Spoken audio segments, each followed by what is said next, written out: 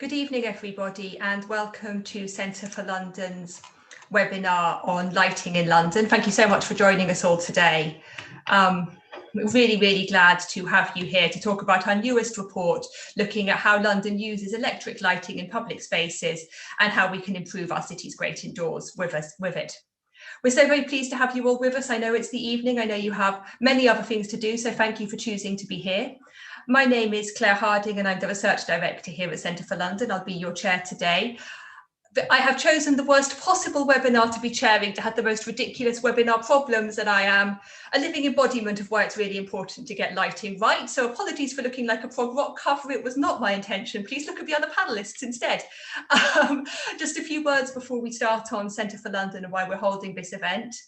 We're the capital's dedicated think tank. I'm sure many of you know us already. We develop new solutions to London's critical challenges, and we advocate for a fair, sustainable and prosperous global city. We publish research, state events just like this one, hopefully later in the year. Some of them will be in person as well, convene and influence. And in this, which is our most recent project, we're really trying to make the case for reassessing how London is lit and how we can use this to make the city more walkable, inviting and enjoyable for everyone. The City of London's lighting strategy, as Nico will say later, published this year, is the last year is the first ever to have been written by a London borough, and last year the London Nighttime Commission published a report, and Illuminated River began to light up London's bridges. So we're really seeing a move towards more focus on lighting in our city, but there's much more that can be done. And we set out to explore questions about sustainability, about equity, about making our public spaces fair and usable for everybody, about well-being, and about making recommendations for a new approach to lighting in our wonderful city. And I think coronavirus has only shown how important that is, as all of us are spending more time outside and more time in our own local areas. Before we move on with this webinar, I'd like to thank the sponsors of the project, so our funders, the Illuminated River Foundation, the Greater London Authority and the Rothschild Foundation, and our supporting sponsors, City of London Corporation and Cross River Partnerships. Thank you very much to you all. And now I'd like to introduce Nico Bassetti, who's my colleague here at Centre for London, our research manager, who's going to present the findings and the recommendations of this report. Thank you so much, Nico. Thank you very much, Claire.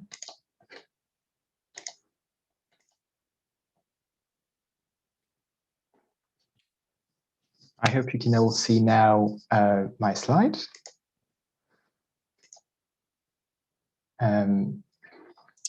So I would like to start with some thank yous. The first one goes to my colleague Joe Wills for his very impressive ability to summarize absolute mountains of studies, as well as local authority budget documents. Thank you very much, Joe.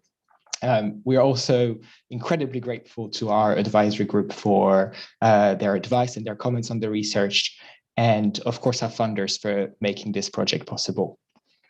Lighting is a vast topic, and our ambition is as modest as trying to make London one of the best lit cities in the world. It became quickly obvious that one of the ways of making that happen was to stimulate public debate about how London is currently lit, and I hope the report in today's event will help with this. So we, as part of the research, did an extensive literature review, as well as interviewed with 15 practitioners in local authorities, business improvement districts, community groups representatives, and lighting designers, both in London and in other cities, as well as analysis of investments into lighting upgrades.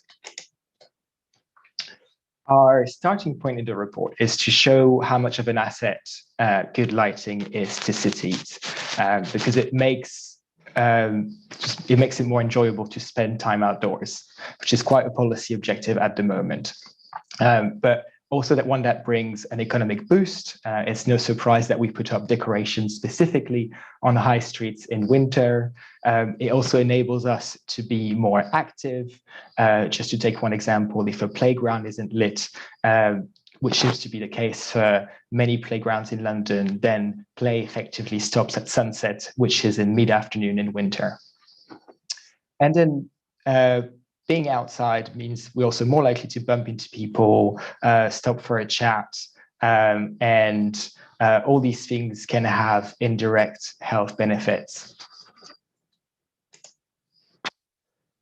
Good lighting also reinforces feelings of attachment by making the city more beautiful and more striking, for example, through public art. Well-considered lighting can make us want to return to places, and that will be crucial as we seek to boost international tourism again. But what does good lighting actually look like? The answer is very much that it depends on context. Lighting designers say that it's about having the right amount of light in the right place and at the right time.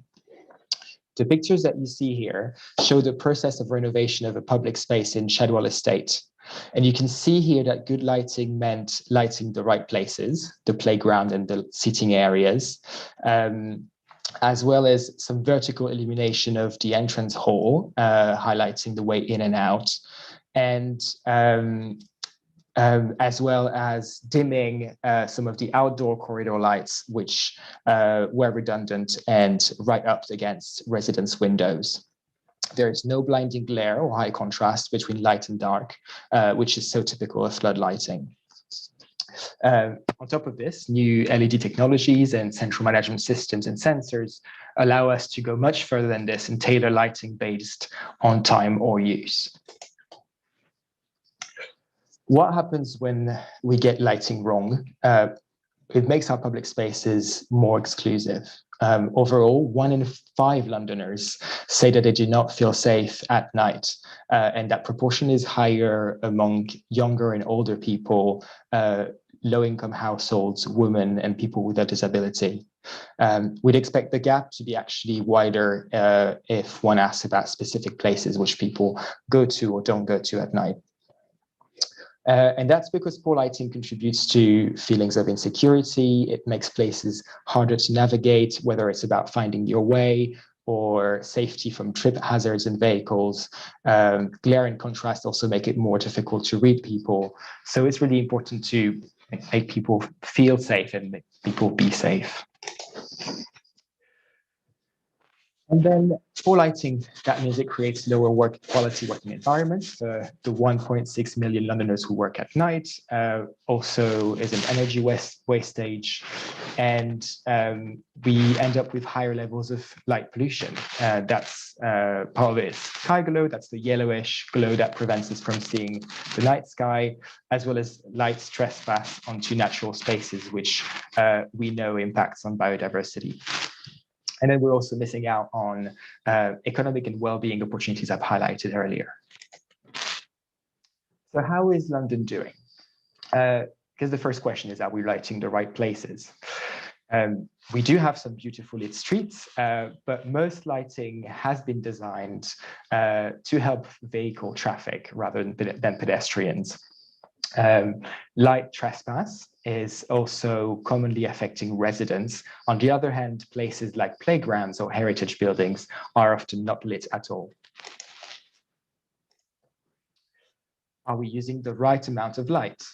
The honest answer to that question is that we don't know for sure because we don't really carry out surveys of luminance. One notable exception is this image of the Thames luminance surveys that were commissioned as part of the Illuminated River project, the first luminance survey commissioned in London.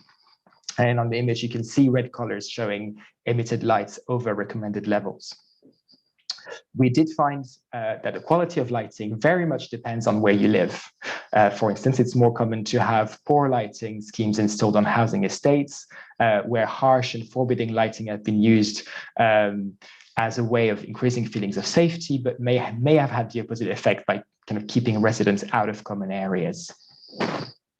Are we lighting at the right time? We know that nighttime light coverage is increasing in the UK by about 3% every year. That's not a good thing. New systems do allow dimming at certain hours of the night, but we don't seem to be making much use of them in London. There's one positive, which is that most local authorities in London either have or are upgrading streetlights to LED, cutting energy use by about half and costs as well. So what is holding us back? I think we come back to about 4 gaps. The first one is a gap in strategy.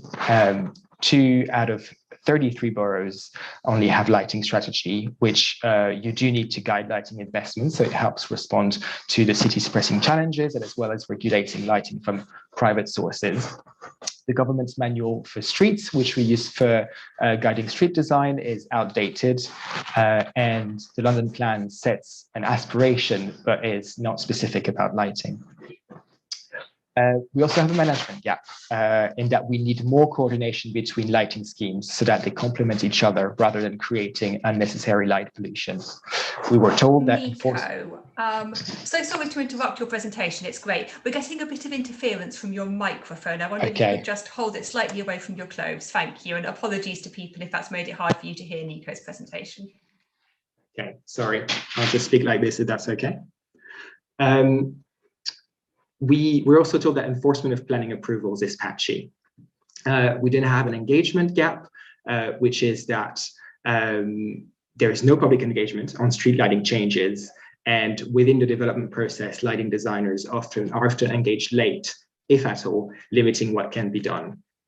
And finally, some of these challenges take root in a lack of priority given to lighting and a lack of resource that not all do. So how do we address these 4 gaps? We're calling on boroughs to introduce lighting strategies to guide the next round of investment, as well as coordinating and regulating lighting from private sources. We're also calling on the Mayor of London to introduce a framework for boroughs to build on where developing their own lighting strategies, including, for instance, who they should be engaging and desirable outcomes, as well as some planning guidance setting out how light should be treated in new developments and public realm improvements. We are calling also on developers to base their lighting interventions on what is needed locally and learn this through public participation, as well as engage lighting designers as early as possible in the design process.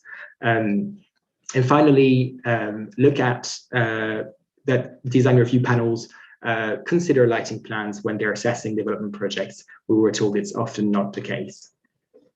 In terms of management, we'd like BID to take more responsibility in coordinating lighting across public and private sectors. In residential areas, this could be done by community groups. This will need to come with some resource, both in terms of knowledge and money. So we're recommending that the mayor introduces a lighting resources hub, and that organizations like Urban Design London or the NLA start running educational programs on lighting for built environment professionals. Some other resource for resident groups could be found from developer contribution, and heritage funds. One of them is the Heritage Action Zones funding, which could cover sensitive lighting schemes as part of high street regeneration. It's also obvious, but some savings can be achieved by taking a more strategic view. For example, the City of London's lighting strategy enabled a 20% cut in the number of lighting fixtures and a 50% cut in energy consumption. We've also created a toolkit of good lighting, because changing the process will definitely change the outcome here. I'll just highlight a couple of points from it. First one is obvious, but its purpose. The starting point of any lighting installation should be defining who the users are and what they will be using the light for. The second one is participation. I've said it's currently not done enough. The current and potential users of lighting should be involved in its design. And that's the only way of making that this lighting scheme works for all. And finally, restraint, which is not something I was familiar with when I started this project, but brighter lighting is not necessarily better when you're lighting a building or helping people see at night. And often a good results can be achieved by dimming the lights, which was done here on London Bridge. Thank you very much for listening. Thank you. Thank you very much, Nico. That was a brilliant presentation. Apologies for the interference that we got early on in that. If there's anything you didn't catch, please let us know and we'll try to point you towards it. In terms of the format for the rest of this event, our panelists are going to share their responses to the research. We'll get a bit of a discussion going and we'll take questions from the audience. We have an absolutely amazing panel today. I'm so delighted that you are all able to join us. And if I read aloud all of your biographies, we'd literally be talking about all the interesting things that all of you have done. We'd probably be here until the end of the webinar, so please forgive me for condensing the very interesting information about you all. Really pleased to be joined by Amy LeMay, who's the Night Czar at the Greater London Authority. Also, as many of you will know, the co-founder of both Ducky and RVT Future, which has been a voluntary LGBT plus community group campaigning to preserve the Royal Vauxhall Tavern, which I'm sure many of you will know about. She was the mayoress of Camden in 2010-11 and talked a lot during that time about culture and live music and nightlife. She's a familiar presence on TV, print and radio. If you don't already listen to her Six Music show on a Sunday afternoon, you should. And her debut book, From Prejudice to Pride, A History of the LGBT plus movement, came out in 2017. Also very pleased to be joined by Gabriela Gomez Mont, joining us today from Spain, who is the founder and principal of Experimentalista, and also the former chief creative officer. That is such a cool job title. More cities should have chief creative officers of Mexico City, and the founder of some really interesting work there, which I'm sure she'll be able to tell us about. And Experimentalista is a new type of nomadic and creative office specialised in cities that constantly shifts shape to accommodate high-level transdisciplinary collaborations across the world. Really interesting stuff. So we're also joined by Sarah Gaventa, who's the director of the Illuminated River Foundation, which Nico alluded to in his presentation, public space and public art expert and curator, and previously the government's advisor on public space as the director of Cave Spaces at the Commission for Architecture and the Built Environment, also a co-founder of Scarlet Projects, a creative consultancy for curated architecture and design exhibitions, events and public spaces. Again, lots of really, really interesting experience that's relevant to this work. And last, but by no means at all least, Nick Bodger, who's the Cultural and Visitor Development Director at the City of London Corporation. We've already talked about the City of London's work on light, and Nick leads on all aspects of the City of London's cultural and visitor strategies and represents its collective cultural and tourism offers at a London, local and national level. So a very interesting and important job, especially now. In terms of audience, thank you very much all for being here. You can ask questions in the Q&A, please do. That way we know what you want to know from the panelists. And you'll see in the Q&A function, I'm sure you've all done this millions and millions of times, so you know this already. Please upvote other people's questions if you want to get them answered rather than asking a similar one. That helps us to make sure we're answering the things that are really important. If you're watching this on YouTube and you can't see the Zoom chat, please add your questions using the hashtag on Twitter, and we'll make sure that those get fed into the Q&A as well. Please do use the chat to talk to other attendees, share resources and so on. But if there's something that you want the panelists to see, please put it in the Q&A, because that way we'll be sure that I'll see it. Thank you. So I'd like to start by inviting Amy to give her reflections on the report. And in particular, Amy, as the Night Czar, you get to hear from organisations who operate at night, and really crucially from the workers in those organisations. So interested in what they're saying about London's lighting, and also particularly interested in your and the Mayor's thinking on what improvements London needs to make to lighting, particularly at night. Thank you, Amy. Great. Thank you so much, Claire, and thank you, Nick, for the presentation. It's great to be here with you today to launch this groundbreaking report alongside so many esteemed colleagues, collaborators, and friends. And I think you've hit on something there, Claire, that the nighttime is a time of opportunity when we can reimagine our high streets and our neighborhoods. The look and the sound of the high street can make the difference between a space that people feel comfortable using and a space that excludes people.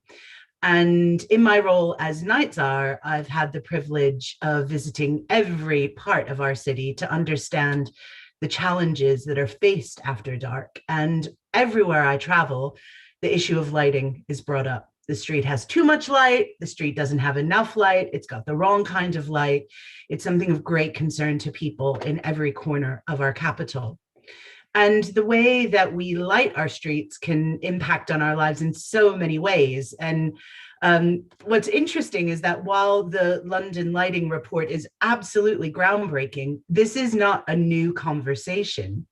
So I want to take you back 2 centuries, actually for nearly 2 centuries. The Vauxhall Pleasure Garden was known as a place for amusement and diversion. And it existed just south of the Thames. It sat on the green space behind where there is now a railway line, just alongside one of the city's busiest traffic and transport hubs. And it may not be apparent now, but Vauxhall Pleasure Gardens was famous for creating a fairy tale-like atmosphere by the huge number of lights and for the dramatic effect produced when these lamps were lit at dusk. So back in 1741, there were 1,000 lamps, and these could be lit using a system of linked fuses in about 2 minutes. Now, this had never been seen before. And apparently, the lamp oil that was made of whale or sea blubber gave the gardens quite a distinctive smell as well. But by the end of the 1770s, the number of lights had more than doubled because they were so popular. By 1822, there were in excess of 20,000 lamps being lit every night in Vauxhall, and people will come from all over. There were globe lamps on trees, lampposts from the ceilings of supper boxes with smaller lamps attached to arches and obelisks. Now, originally, these lamps were uncolored, but then colored ones, mostly blue lamps, were introduced from 1786. And then lamps of all colors were used from around 1806. And we can only imagine now the delight and wonder on the faces of 18th and 19th century Londoners and visitors who experienced this incredible lighting up of the night. Now, it all sounds lovely, doesn't it? But crucially, these lights enabled the expansion of the Pleasure Gardens enterprise, allowing tens of thousands of Londoners, from royalty to rogues, to visit the gardens at night, enjoy a meal, have a stroll with their friends, take in a performance, sip a glass of beer. It was also a huge employer and economic driver for the capital, attracting domestic and international tourism. So light, in all its many forms, from decorative to utilitarian, enabled the development of our modern entertainment and leisure culture, and indeed is a huge boost to our economy even today.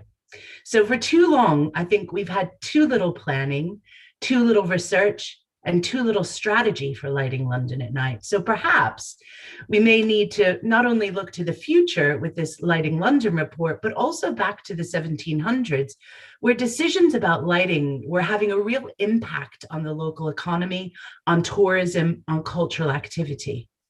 And like Centre for London, the Mayor and I are firm believers in the power of collaboration. And I guess my challenge to everyone today who lights London is to join forces and to work in partnership. And this includes government and developers, designers and planners.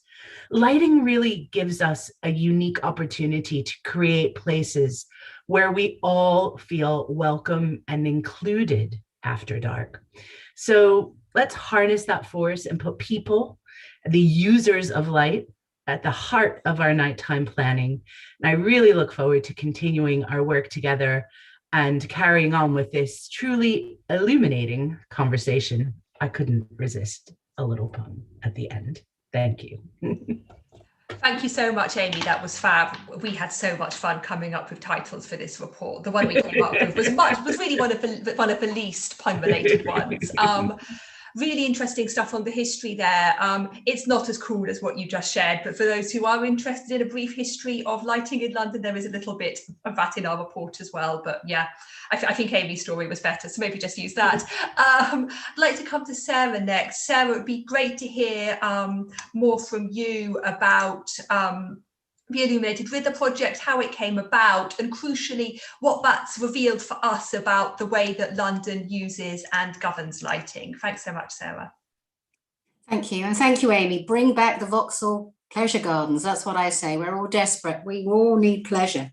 So I've been working on this project, which has got the wrong title because we are not illuminating the river. We're actually taking light off the river. We should be called illuminated bridges, but they'd already done, I'm afraid, the corporate identity when I arrived, because actually it's all about what we've been learning. It's about light in the right place, illuminating what you need to illuminate, but respecting the dark as well. And certainly the river. I mean, the Thamesis means dark river, and so it's been incredibly important to us to actually allow it to be dark and to look at that respect that we should have for light and dark in our cityscape. So, I mean, I suppose I came to this my journey towards the light, if you want to call it that. I'm sorry, 4.5 years of puns, and they don't get any better.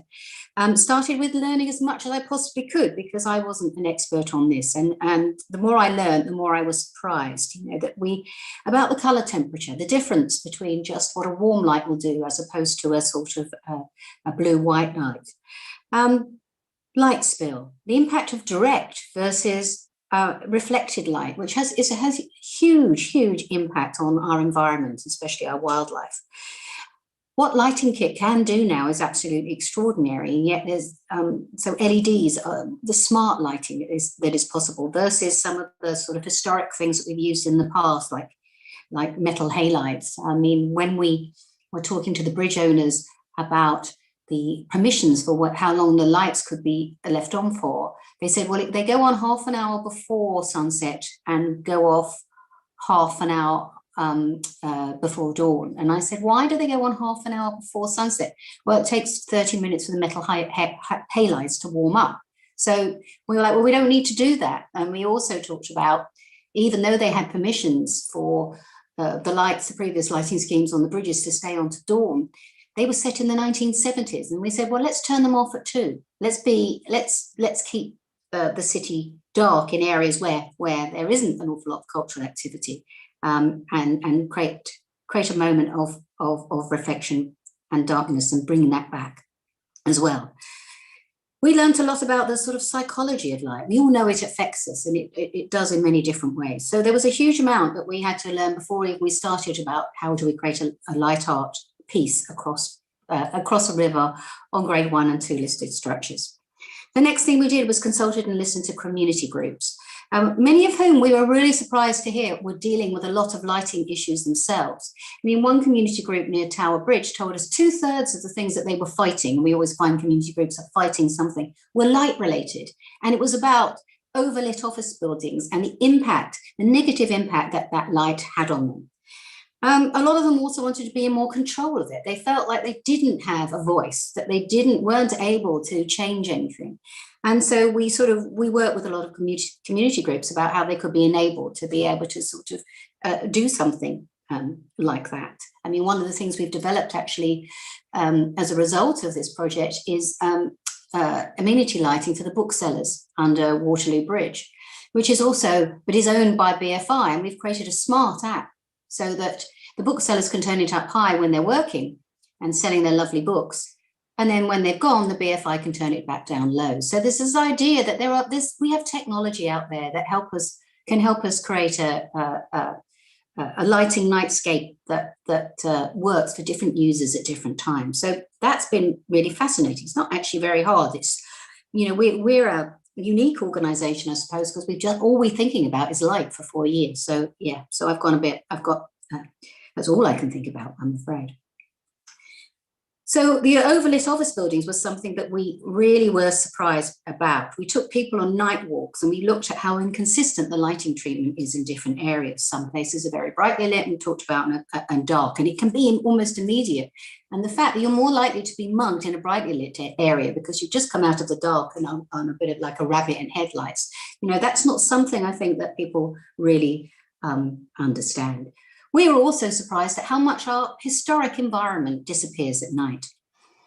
Where we're working, there are 2 World Heritage sites. So the Tower of London has a wonderful lighting strategy where it lights the tower walls very low and focuses on the White Tower.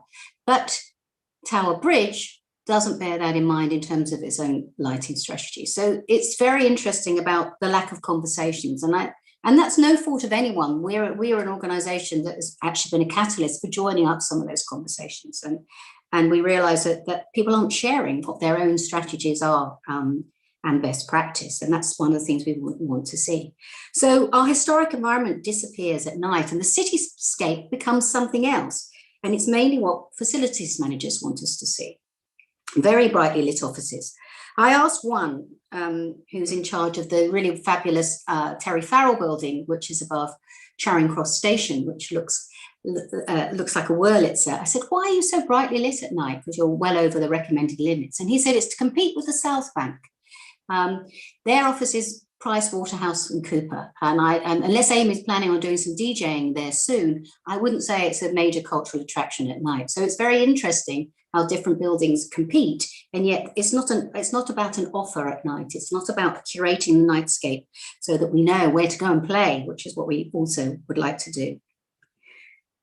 But there aren't any villains in this, because when we explained to him that his building was well over the legal recommended limits, because I think this legal and recommended is very interesting, he was very happy to sort of reconsider that. But everyone is proud of what their own buildings, and therefore that is reflected in the way they want to see theirs to be the brightest and the best. So we commissioned the first ever luminance study along the Thames banks, and we did that primarily to look at the bridges and see how much light pollution from the current lighting schemes were going into the river, and also sort of lighting lampposts and things like that. But what we learned was actually it was the buildings that were the biggest pollutants.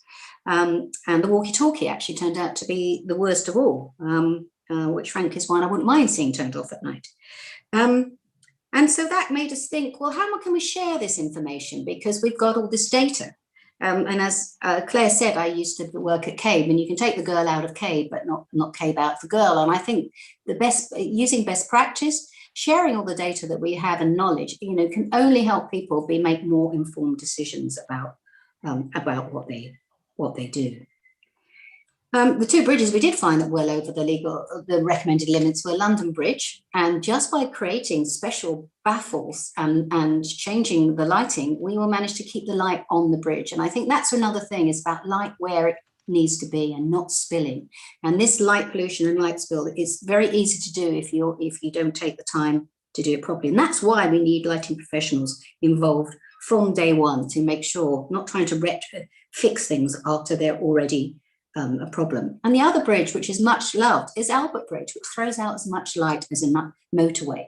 If that was replaced with LED lights, you would get the same beautiful effect with 50% electricity saved and without this light pollution. And as I said, there aren't any villains. So how do we help people? And that's what this report is about.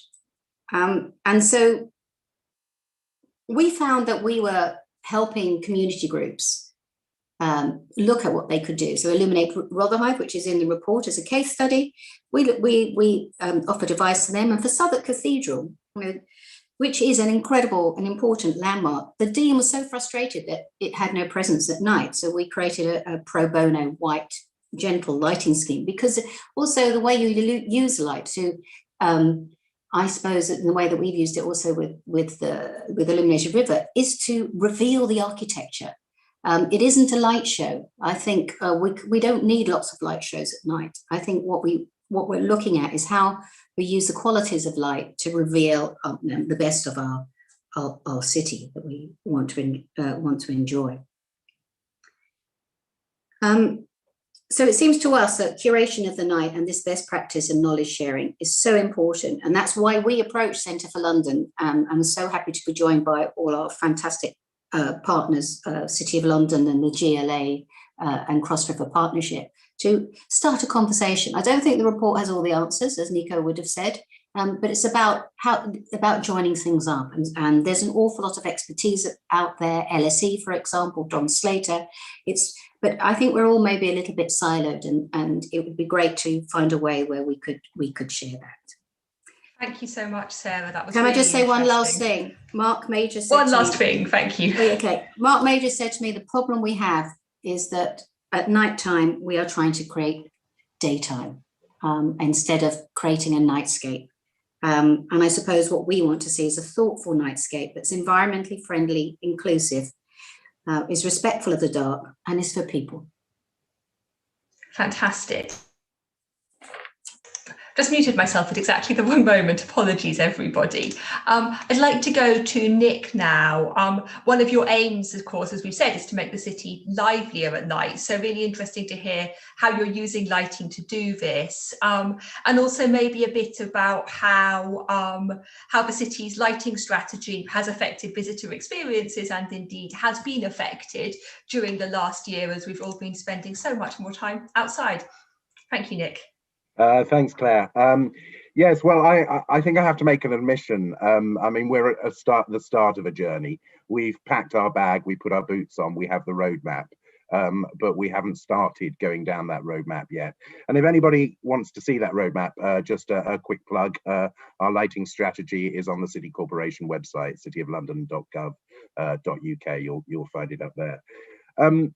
So to say, really, the pandemic has disabled us from being able to really play with the light and see what works and what doesn't.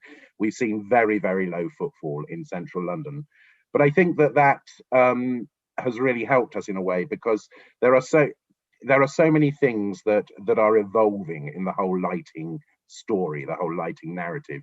Not only the technology, of course, but also behaviors, the way people are thinking about light, thinking about culture and light, thinking about sustainability, thinking about safety. And I think perhaps lighting has a couple of roles. One is a supporting function, if you like, to the tourism economy, the nighttime economy. Enabling events and activities, signposting where cultural buildings are, safety obviously is key, and making the cityscape a really attractive place to be, improving accessibility, all of those things that we would want. And I think it also has a starring role. I think we can use light as the program. We can use lighting shows, lighting installations. I mean, acknowledging indeed what Sarah said about, you know, we don't obviously want a great grand spectacle every night, but there are subtle ways in which we can do that working with artists. And so I say we're at the start of the journey. I think that one of those parts of that evolution has been the pandemic, and what the pandemic has taught us, and what we need to do when we start back using our cities, using central London. And certainly some of the things that come to mind for me are the role that lighting is going to play in instilling confidence in being in a place. And that's from a safety perspective, as much as it is from accessibility, etc. It's also about exciting aspiration to either visit a building, to go into a building. If St. Paul's is well lit, and that's a job we've yet to do, but if St. Paul's is well lit, let's signpost St. Paul's, let's make St. Paul's look great, and let's really excite aspiration. Lighting is a great way for celebration, commemoration and memorialization as well, and we can use it in those ways. I mean, I think back to 2016, where we used lighting quite a good deal, when we were actually commemorating the 350th anniversary of the Great Fire of London, working with Artichoke, and the work that we did there. And one of those things that I was just saying about evolution as well is also a real focus on diversity as we move forward, and I think we can think of the night as a blank canvas, and really light is our painting palette.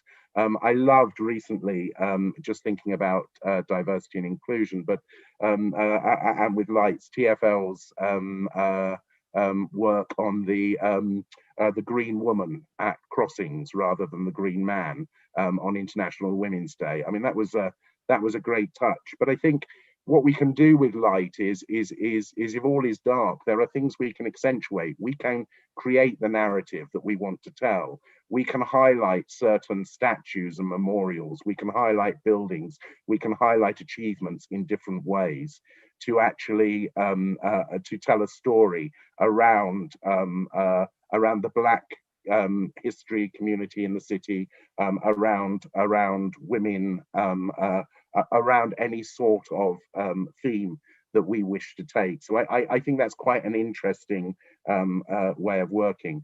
I think also in sense of the recovery is we also want to support our artists and support our creatives who have really been hard hit by the pandemic.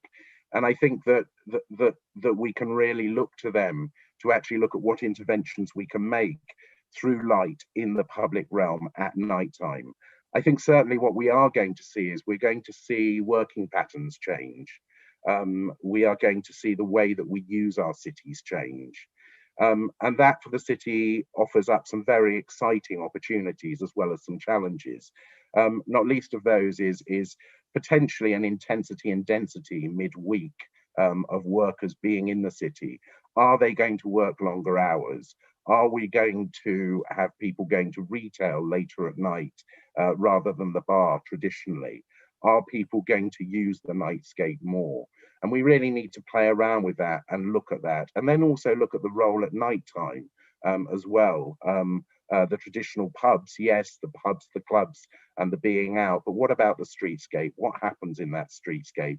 What do we do to make people feel engaged, to feel safe, and to bring them in? Because what is more important to us than anything at the moment is really exciting that footfall back into the city.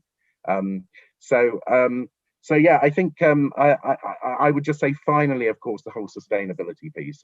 You made reference in the presentation to the savings that can be made. We have a climate action strategy which we launched this year, which obviously reflects our lighting strategy and reflects our principles across all sorts of ambitions that we have at the City Corporation.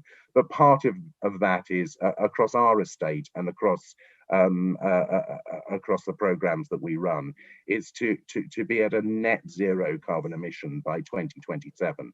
Now that's a really brave ambition, but we also want to help our partners and our stakeholders in that too. And I think lighting is a key way of doing that. So that's where I'll conclude, if that's okay. Thank you. Fantastic. Thank you, Nick, and apologies for once again for my terrible lighting. I appear to only have half a face. I promise the rest of it is still there. But yeah, it feels like the lighting I get at the beginning of the migraine, so I do apologise if it's distracting to you. Gabriella, I'd like to come to you last and maybe take a step back from the detail of our own city and ask you to talk about what are the best lit cities in the world and how did they develop that lead and what can we do to be more like them? Thank you. Thank you, Claire. So after I stepped down as Chief Creative Officer for Mexico City, I had the incredible fortune of starting to work with many cities and had the chance to travel to five continents. So while I was preparing for this talk, I both revisited in my mind many of my favorite cities in terms of lighting, but also one of my favorite little essay books that is called In Praise of Shadow by Tanizaki, a wonderful Japanese author that I'm not sure if any of you have read.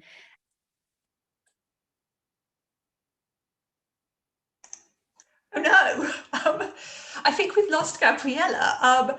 So my colleagues here at Centre for London are going to try very hard to get Gabriella back. I think maybe she just had a bit of a technical glitch. Other panelists, I do hope you don't mind if we go straight into Q&A, and then if Gabriella comes back, we'll ask her to complete her talk. Thank you for your flexibility. So the top question we've got so far, and I think a really interesting one, is from Don Slater. How can lighting play a part in relation to diversity and inequality in London? And Don's mentioned relationships between social groups, problems of access and coexistence. I know that I think all of you have already made reference to this in your presentations, but really interested in further reflections. Amy, would you like to go first? Yeah, first of all, it's great that Don Slater is here. I really admire all of the work that he's done to light London well. And I guess, you know, Don will be familiar with my arguments around this as well, but I think it's worth saying that, you know, London is a 24-hour city, and the only reason that that is possible is through lighting. And without it, our city would grind to a halt. And I'm particularly concerned around the equality experienced for the 1.6 million people that regularly work in London at night, that depend on light to travel safely and confidently to their jobs. It means that our supermarket shelves are stocked. It means our hospitals are able to run. It means the culture and creativity happens. Lighting is absolutely essential, but what is important is that we're using the right kind of light in the right places. And I know that this, you know, this is a question that's been coming up in the chat around issues around safety, and what is safe, and is it just a perception, or can you actually measure it? And it's very difficult. We know that it's a powerful tool, but is overlooked and misunderstood. So we really have to look at these vital questions that the report poses. What is happening in our city after dark? Who is out and about, and why? And does our lighting help or hinder those people and London's economy? And when we look at who is out and about, for example, at night, that 1.6 million Londoners regularly working at night, I can tell you, a large percentage of those people are people of color, and there is also a large percentage of them that are women. And with those particular lenses put on our lighting at night, then we should be really looking at diversity and inclusion as one of the most fundamental things to consider when we're thinking about lighting. So yeah, thanks, Don, for bringing that up. I think it's of utmost importance. Thanks, Amy. Really agree with all of that. And I was really pleased that this report talked about children, because I think, you know, we talk about equalities. It's also really important to talk about age, both older people and children.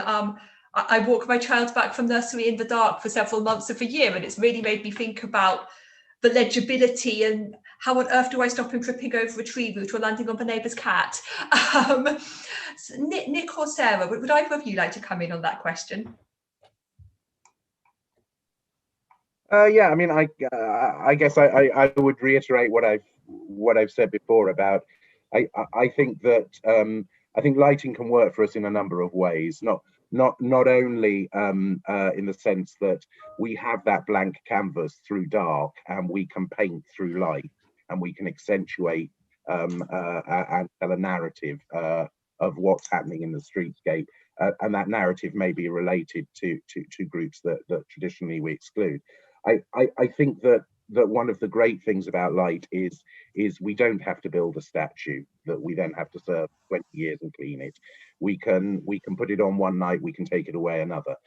So it gives us that versatility to actually be able to do that. And I think Amy raises some really interesting points. And really, I think that, you know, the city certainly reflects the community that Amy has been talking about, the nurses and doctors working at St. Bart's, the people, the security guards working in offices, the cleaners working in offices. And really, is this an opportunity for us to respond culturally to that audience and to really think about how we can deliver content that stimulates that audience in that way? And then I would say finally is also, you know, that opportunity of using light to as art installation, etc. We have a recognition of women program that we started in 2018 on the centenary of suffrage. A number of other programs as well that we're working on at the moment. But part of that, had the pandemic not have happened, was we had commissioned Hannah Starkey to take some fantastic photos of women at work in the city, working women in the city. And the culmination of that project was to be some very significant projections of those photos on very iconic city buildings. And to do that, obviously the conditions around those buildings in terms of lighting need to be right. We need to switch off lights and we need to put other lights on.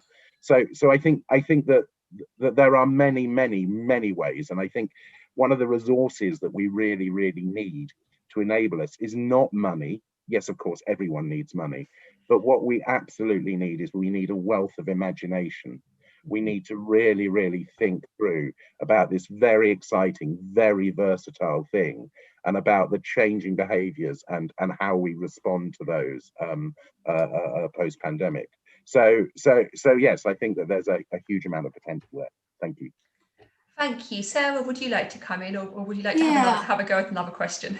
Yeah, I mean, one of the things, because ours is a light art project, one of the things we learned obviously was that because it's moving, it's kinetic, but very slowly, and we've used colour on some of them, is that we brought in a new audience for public art, which are people with a range of sight loss. I mean, and there's over 2 million people with a range of sight loss who aren't actually blind.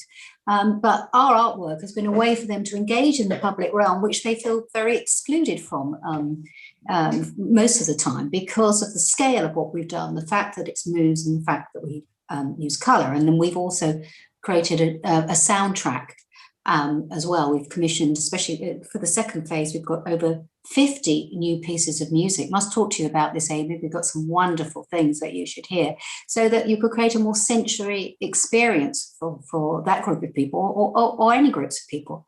I think it's about also, it's just intelligent things. I mean, it's going back to some of the work that Don's done, that I've attended some of those seminars, and the reason why a lot of older people don't go out at night is not fear of being attacked, it's fear of falling.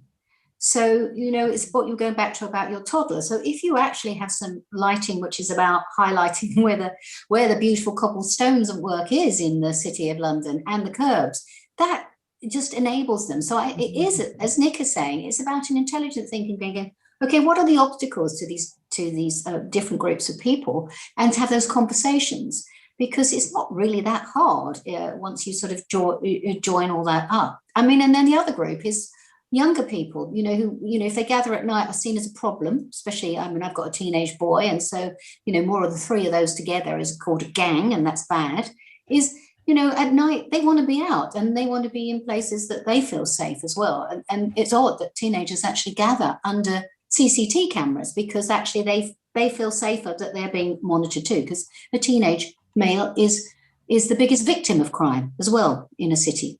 So I think we have to have, honest and conversations, and listen about what we can do to create those environments that at the moment people feel excluded from. Thank you so much, everyone. Really interesting responses there. One of the challenges I find with this topic is each one of you has come up with about 6 different things that I would really love to follow up with you. We could have so many webinars. We're trying to get Gabriella back. We're not sure if we're going to get her back before the end of the session, but if we do, I will ask our other contributors to stop talking to give her an opportunity to give the presentation that she's prepared. So I apologise that this is a bit choppy. But to come to another question now from Denise. The presentation at the beginning, Nico's presentation, highlighted the issue of women feeling safe in London, and what role can lighting play in helping with this, especially as more people venture out post-lockdown. I have been out after dark considerably less this year than I usually am, but I very much hope that will change soon.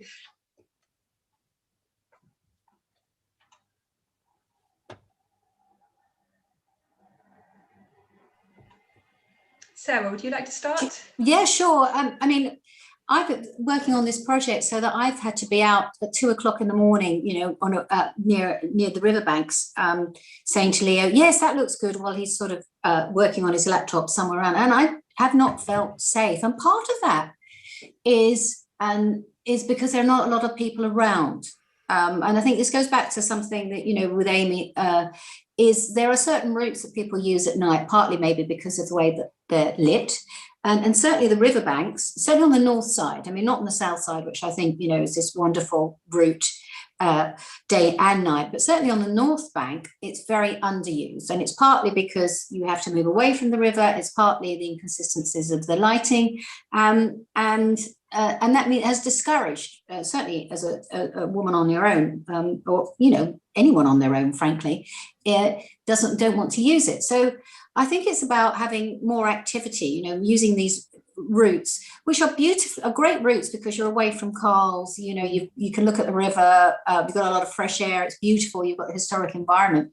So we've created walking maps to encourage people to use these routes. So the more people that do, and the more that we sort out the lighting on those routes, then, the better it will get. But, I've been out there and felt really kind of are vulnerable. I mean, and it's silly things like, you know, going up Waterloo Bridge. I mean, I knew there are moments where you don't know who owns the land, and so the lighting's not maintained very well, and there are dark points. So going up Waterloo Bridge, for example, is a very favourite spot to be mugged, because there's light, dark, and a tight space, so you can't get away from your mugger.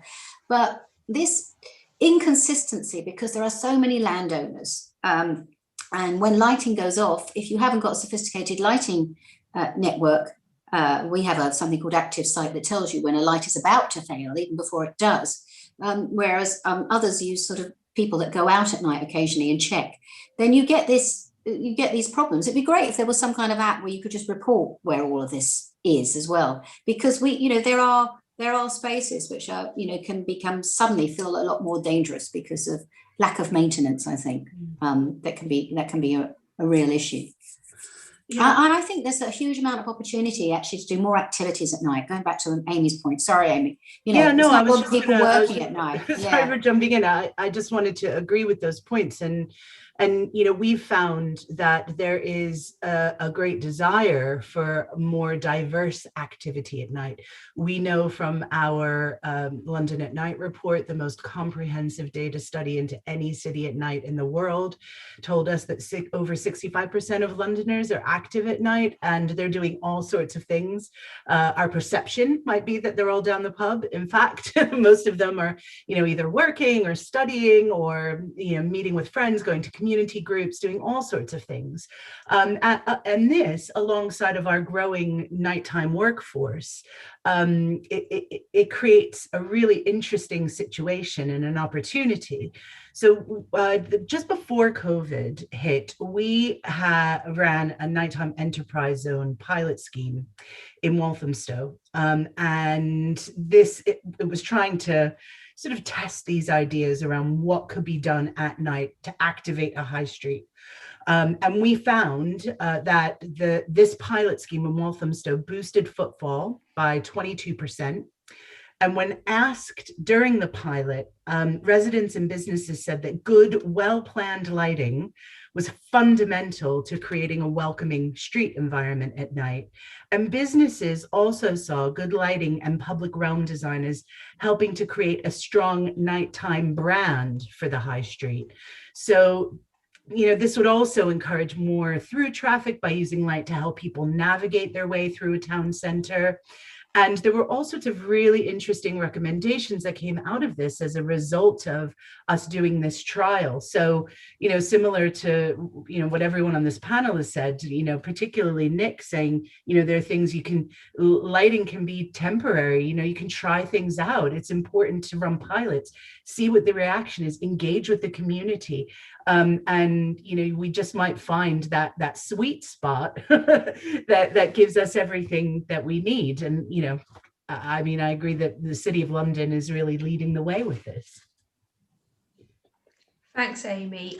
Nick, from a local authority perspective, I wonder if you'd like to come in, or you may feel that it's been very well covered already. Well, I think it's been well covered, and I take on board a lot of the points that have been made on the chat, and obviously covered by Amy and Sarah. And I can't represent the concerns of that particular gender, obviously, but certainly I think that one is a lighting strategy. Developing a lighting strategy is a way of consulting with the community and really understanding what those concerns are and thinking those through. And thinking what the solutions are. I said to you, Claire, at the beginning, I'm no technical wizard, so please don't ask me any technical questions.